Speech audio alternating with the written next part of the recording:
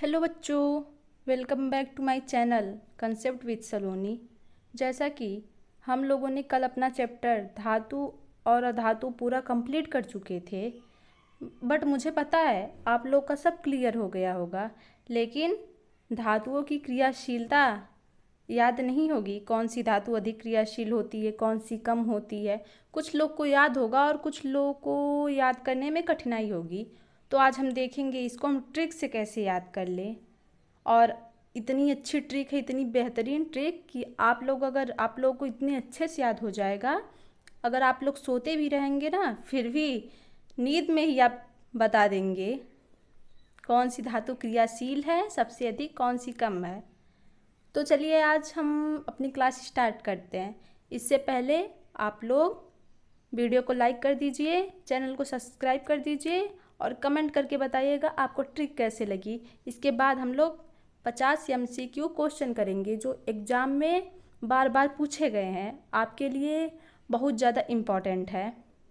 ठीक है, एक पहले कंसेप्ट वाली क्लास और एक क्लास अगर आप लोग अच्छी तरह कर ले रहे हैं तो एग्ज़ाम में आपका 95% कोई रोक नहीं सकता है। तो चलिए आज हम लोग शुरू करते हैं। वीडियो को लाइक कर दीजिएगा, पाप मत करिएगा।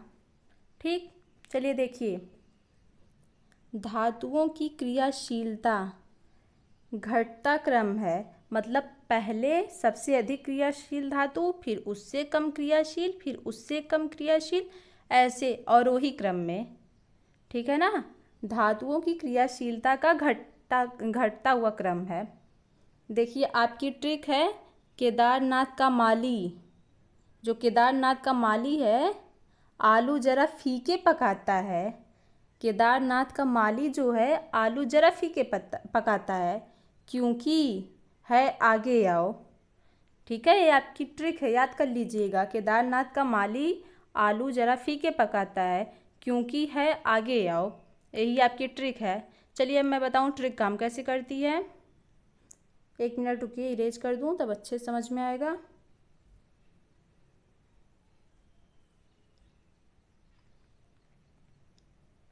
देखिए यहाँ पे केदार, केदार से हो जाएगा के है ना, के से पोटेशियम, सबसे अधिक क्रियाशील धातु है पोटेशियम, सबसे अधिक क्रियाशील है, याद रखिएगा। इसके बाद नाथ, नाथ से आपका हो जाएगा यन्ने सोडियम, सोडियम हो जाएगा। फिर आपका है का यहाँ पे साइलेंट हो जाएगा।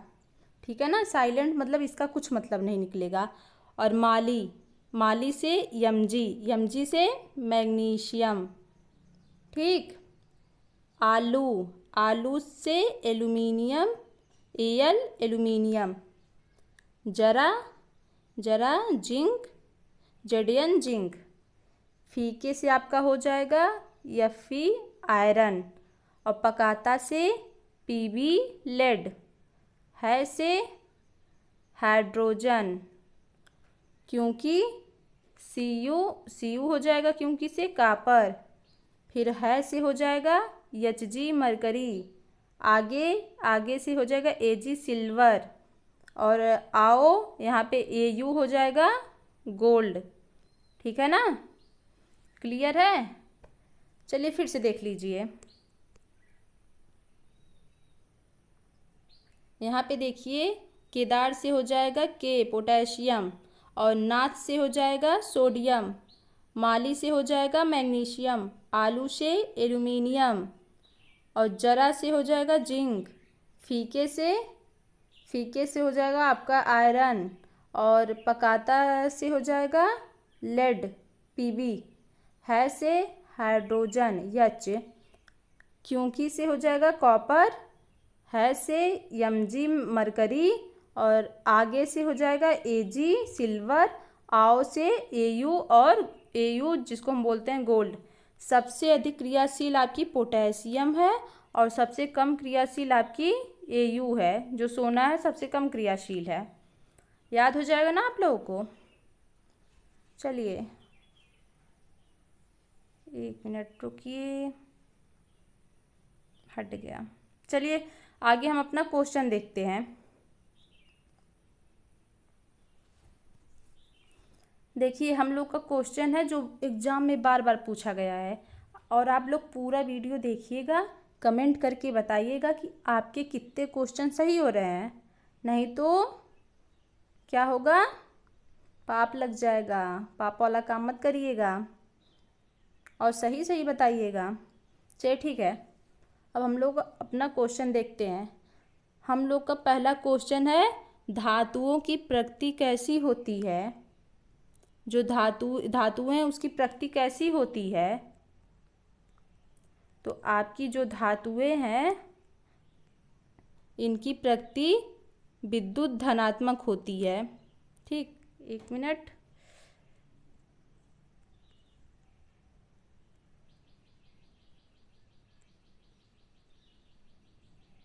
रुकिए थोड़ा सा, तो स्केल हम कम करें।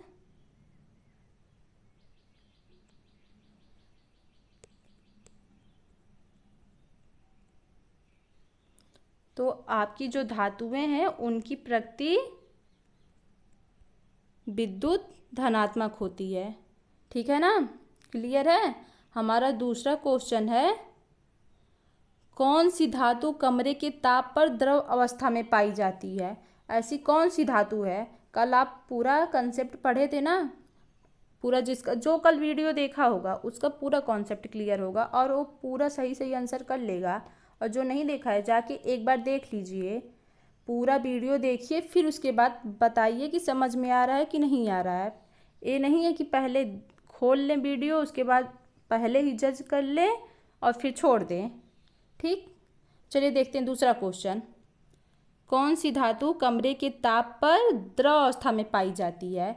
जो कमरे के ताप, जिस तापमान पर बिना एसी पंखा चलाए हम कमरे में हैं, इस ताप पर पूछ रहा है कि कौन सी ऐसी धातु है जो द्रव अवस्था में, द्रव मतलब पानी की अवस्था में पाई जाती है, लिक्विड में।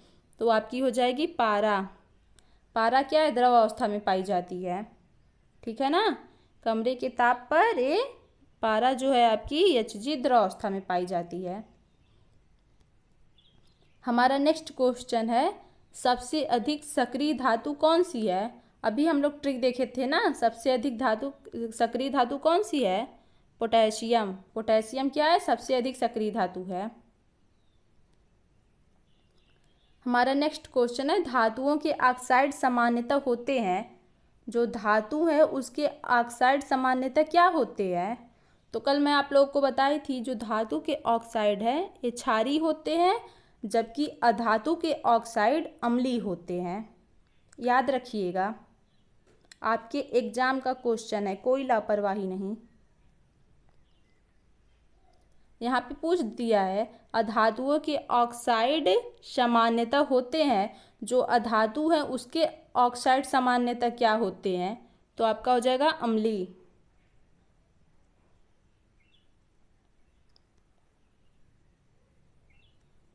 नेक्स्ट क्वेश्चन है, लोहे को जंग से बचाने के लिए किस धातु की परत चढ़ाई जाती है।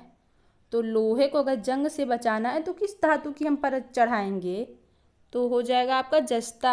कल पढ़ाया गया है, संक्षारण से बचाने के लिए हम लोग चढ़ाते हैं ना। और कमेंट करके बताइएगा इस प्रक्रिया को हम बोलते क्या हैं। इसके बारे में आपको बताया गया है, आप लोग कमेंट करके ज़रूर बताइएगा, ताकि मुझे पता चले कितने ऐसे लोग हैं जिनका पूरा क्लियर, जिनको आ रहा है, जो टॉप करने वाले हैं इस बार।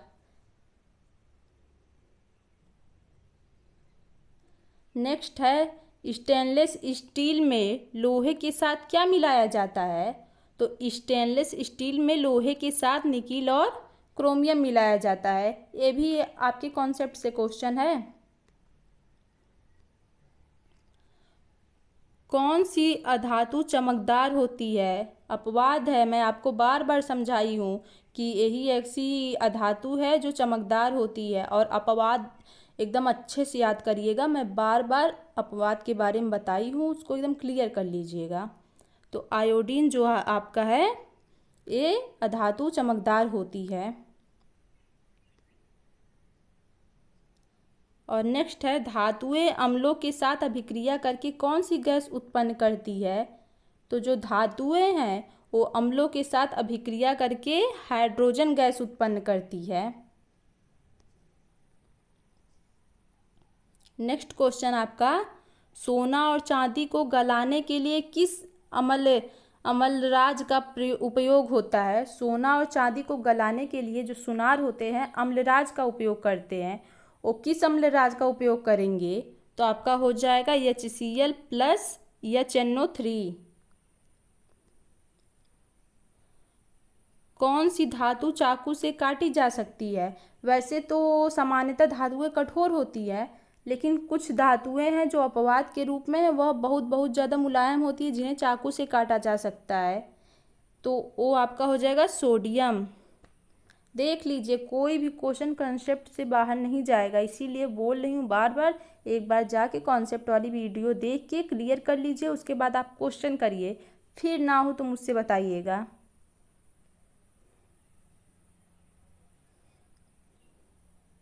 नेक्स्ट है आपका, धातुओं का वह गुण जिसके कारण उन्हें पतले तार के रूप में खींचा जा सकता है। कौन सा ऐसा गुण है जिसके कारण उसे खींच कर एकदम लंबा तार बनाया जा सकता है? तो आपका हो जाएगा तन्यता। धातुएं तन्य रहेगी तभी तो उन्हें खींचा जा सकता है ना। और आघातवर्धनीयता क्या थी? जिसे पीटकर चादर के रूप में बनाया जा सकता है। नेक्स्ट है, कौन सी धातु ऊष्मा की सबसे अच्छी चालक है? कौन सी ऐसी धातु है जो ऊष्मा की सबसे अच्छी चालक है? तो आपका हो जाएगा चांदी। सिल्वर जो है वो सब ऊष्मा का सबसे अच्छी चालक है। नेक्स्ट आपका है, शुद्ध सोना कितने कैरेट का होता है? मार्केट में आप जाएंगे, अगर शुद्ध सोना पूछेंगे तो शुद्ध सोना आपका हो जाएगा 24 कैरेट का। लेकिन आपको जो सुनार देते हैं वो तो या 22 कैरेट का देते हैं, या तो आपको देंगे 18 कैरेट का। जल्दी, क्योंकि 24 कैरेट जो सोना उसका आभूषण नहीं बनाया जाता है, इसीलिए आपको 24 कैरेट का ज्वेलरी वो बना के नहीं देंगे।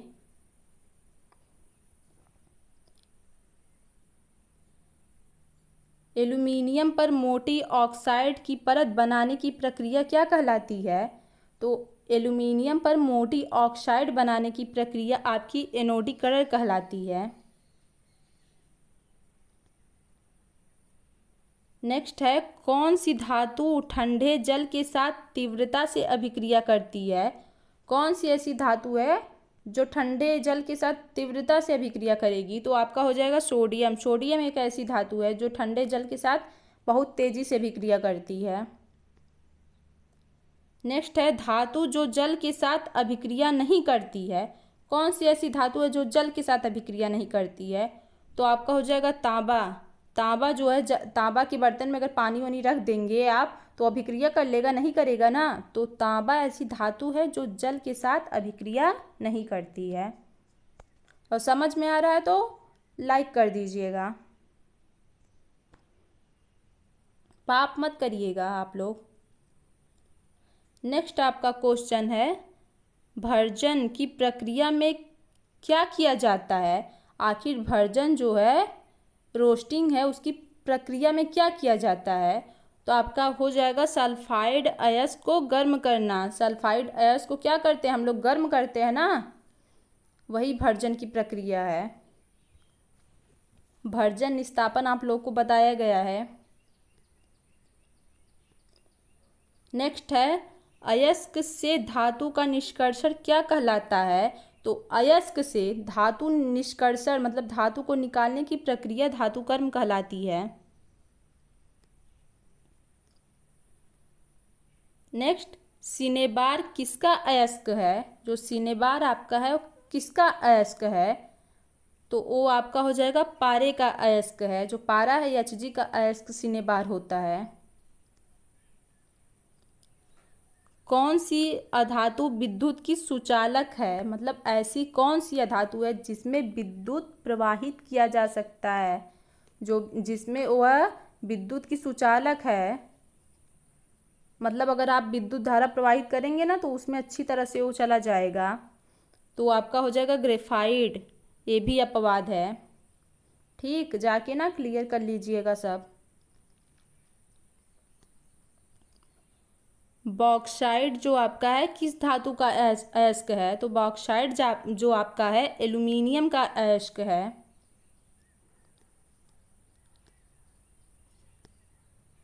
कैल्सिनेशन की प्रक्रिया में मुख्य रूप से किसका उपयोग होता है? कैल्सिनेशन की जो प्रक्रिया है उसमें मुख्य रूप से आपके कार्बोनेट ऐश का उपयोग किया जाता है। क्लियर है ना?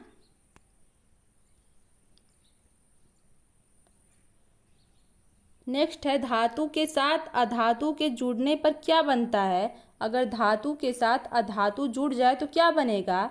तो आपका हो जाएगा आयनिक यौगिक बनेगा। इलेक्ट्रॉन के स्थानांतरण से बनने वाले यौगिक को क्या कहते हैं? कौन सा? अगर इलेक्ट्रॉन स्थानांतरण होगा तो कौन सा यौगिक बनेगा?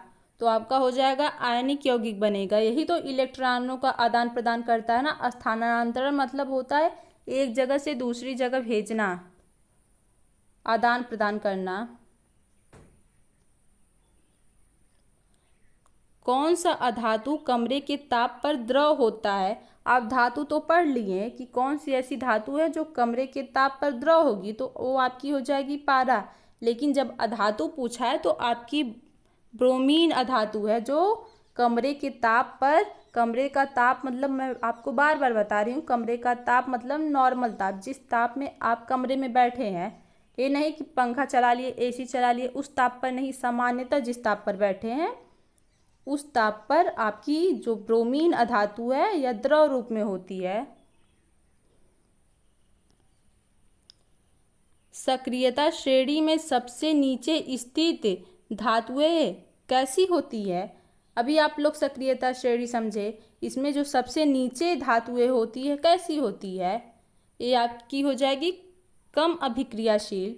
जैसे चांदी हो गया, सोना हो गया, सबसे नीचे है ना, कम अभिक्रियाशील है। गैल्वेनीकरण में किस धातु का उपयोग होता है? गैल्वेनीकरण की प्रक्रिया में किस धातु का उपयोग किया जाता है?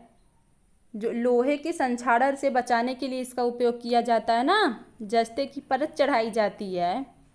तो आपका आंसर हो जाएगा जस्ता। कौन सा पदार्थ ऑक्सीजन से संयोग नहीं करता है? ऐसा कौन सा पदार्थ है जो ऑक्सीजन आपके वायु में जो ऑक्सीजन उपस्थित है उससे संयोग नहीं करेगा, उससे क्रिया नहीं करेगा? तो आपका हो जाएगा सोना हो जाएगा। क्योंकि देखिए सोना ही है जो ऑक्सीजन से क्रिया नहीं करता है। क्लियर है ना? नहीं तो पहने हैं जो सब लड़के उड़के पहनी है, तो अगर ऑक्सीजन से क्रिया करता तो कुछ और बना लेता है कि नहीं, लेकिन वह क्रिया नहीं करता है।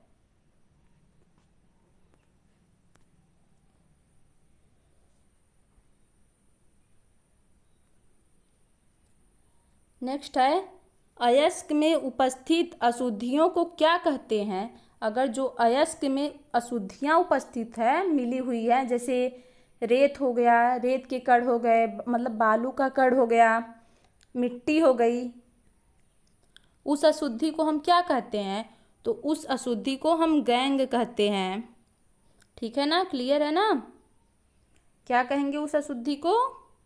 रुक जाइए, उसको हम गैंग कहते हैं। धातुओं के ऑक्साइड को क्या कहते हैं? जो धातु के ऑक्साइड होते हैं उनको हम क्या कहेंगे? उनको हम कहते हैं क्षारीय ऑक्साइड, क्योंकि धातुओं के ऑक्साइड क्षारीय प्रकृति के होते हैं और अधातुओं के अम्लीय प्रकृति के।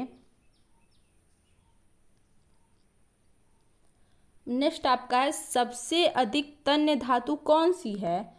तो आपका सबसे अधिक तन्य धातु सोना है। सोने का अगर तार बनाएंगे ना, बहुत बहुत बहुत ज़्यादा लंबा तार बनेगा। कम से कम 1 ग्राम सोने से ना, मतलब बहुत ज़्यादा लंबा तार बनाया जा सकता है। यह सबसे तन्य धातु है। धातुओं की चमक को क्या कहते हैं? जो धातु की चमक होती है, जैसे सोने की चमक है, चांदी की चमक है, उस चमक को हम क्या कहते हैं? तो उसको हम कहते हैं धात्विक चमक। क्योंकि धातु है ना, धातु से धात्विक, चमक से चमक, धात्विक चमक, धातुओं की चमक को हम धात्विक चमक कहते हैं। पारे का मुख्य अयस्क कौन सा है? तो पारे का मुख्य अयस्क आपका शिनेबार है, पीछे भी पढ़ चुके हैं। लोहे का अयस्क कौन सा है? तो लोहे का F हो जाएगा आपका हेमेटाइट होता है।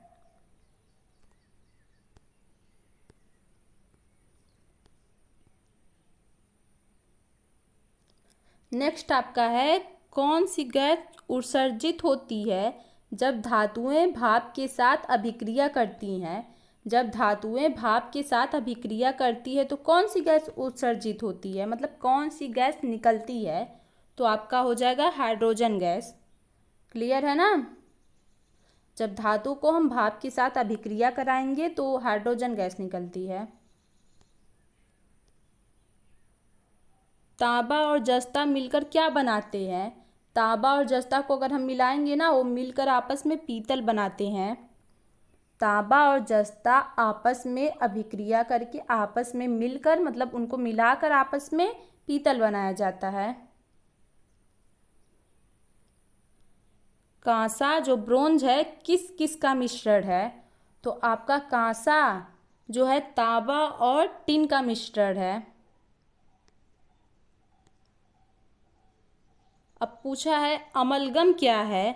तो अमलगम जो है पारे के साथ मिश्र धातु को मिलाने पर अमलगम प्राप्त होता है।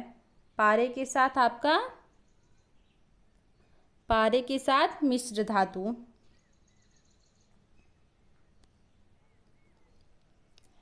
अयस्कों से धातु को निकालने की प्रक्रिया क्या है?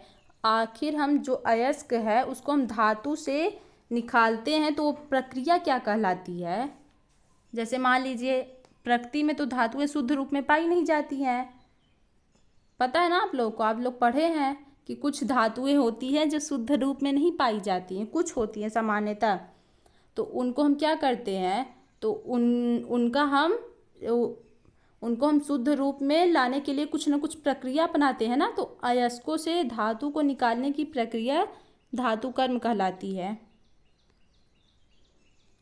कौन सी अधातु ठोस होता है?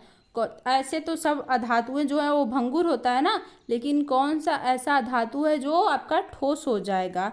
तो आपका सल्फर है। सल्फर एक ऐसा धातु है जो ठोस होता है।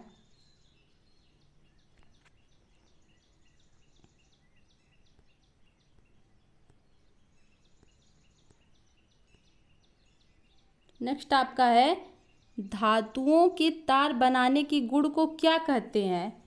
धातु जो है, धातु का अगर हम तार बना रहे हैं तो वह गुण क्या कहलाता है कि वह तार बन जा रहा है?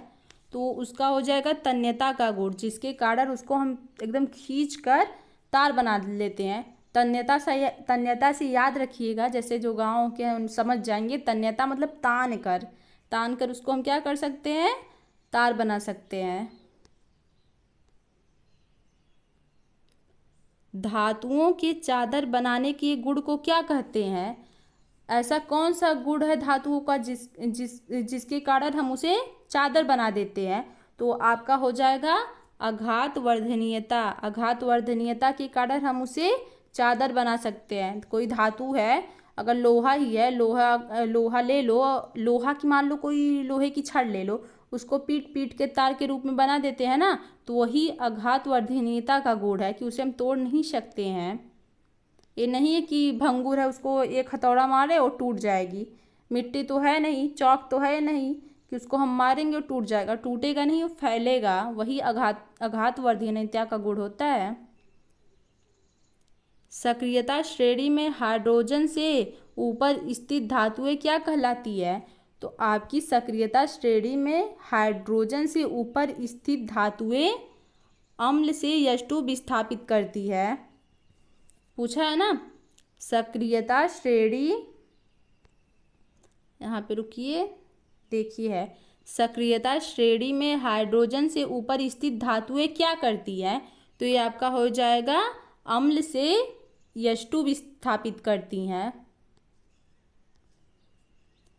कौन सी धातु हवा में जलने पर ज्वाला के साथ जलती है? कौन सी ऐसी धातु है जो हवा में ज्वाला के साथ जलती है? तो आपका दो ही था ना, जिसको हम केरोसिन के तेल में डुबो कर रखते हैं, सोडियम और मैग्नीशियम।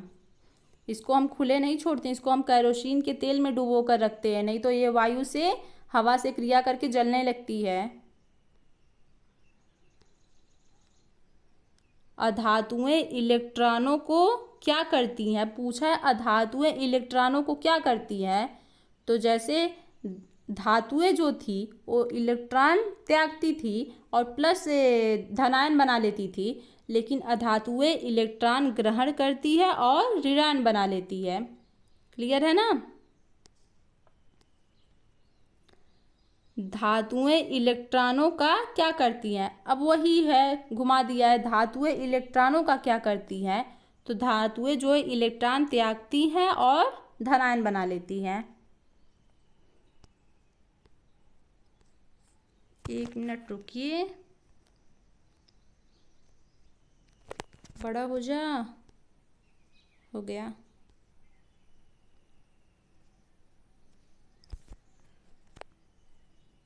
कौन सी धातु प्रकृति में मुक्त अवस्था में पाई जाती है। पढ़े हैं ना, सभी धातुएं मुक्त अवस्था में पाई नहीं जाती हैं, स्वतंत्र नहीं होती हैं सभी धातुएं, लेकिन कुछ होती हैं जो मुक्त अवस्था में पाई जाती हैं। तो वो आपका है सोना। सोना क्या है, मुक्त अवस्था में पाया जाता है। कॉपर का निष्कर्षण मुख्यतः किस अयस्क से किया जाता है, तो कॉपर का निष्कर्षण मुख्यतः कॉपर पायराइट अयस्क से किया जाता है। सक्रियता श्रेणी में सबसे सक्रिय धातु है, जो सक्रियता श्रेणी में सबसे ऊपर धातु थी ना, ट्रिक याद रखिएगा आप लोग। तो जो सक्रियता श्रेणी में सबसे सक्रिय धातु है वो आपका हो जाएगा पोटेशियम। सबसे कम सक्रिय आपका सोना हो जाएगा, गोल्ड। क्लियर है ना। तो आज हम लोग अपना ट्रिक भी याद कर लिए और उसके बाद से 50 मोस्ट इम्पॉर्टेंट क्वेश्चन जो बार बार आपके एग्जाम में पूछे गए हैं ये भी हम लोग एकदम पूरा क्लियर कर लिए। और आप लोग कमेंट करके बताइएगा कि आप लोगों का 50 में कितना क्वेश्चन सही हुआ, ताकि मैं भी तो देखूं आप लोग की तैयारी कैसी है। ठीक है। और हाँ, झूठ मत बोलिएगा, नहीं तो पाप लग जाएगा, पाप मत करिएगा आप लोग।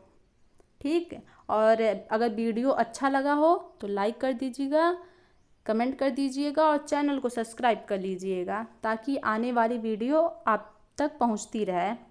और कल हम देखेंगे कार्बन और उसके यौगिक, मतलब नेक्स्ट वीडियो में। ठीक है। चलिए ठीक है, खुश रहिए, पढ़ते रहिए। Thank you so much. Tata, bye bye.